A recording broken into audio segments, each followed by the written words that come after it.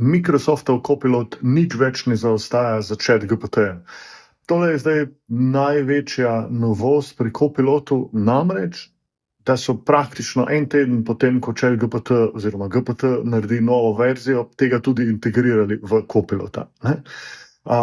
Copilot ima zdaj po defaultu že vklopljeno verzijo GPT-5, ampak tukaj spodaj ima zdaj tudi GPT-5.2. Praktično en teden potem, ko je GPT-5.2 prišel ven, lahko v Copilotu uporabljate 5.2 Think Deeper, lahko uporabljate klasičen 5.2. In to je zdaj izjemno pomembno, ker seveda ta 5.2 Think Deeper je ravno namenjen temu, da vam dela stvari. On je worker, on je vaš zaposlen, on je več samo vaš asistent, ampak lahko dela 10, 20, 30, 40 minut, zato da vam na koncu pripravi nek rezultat.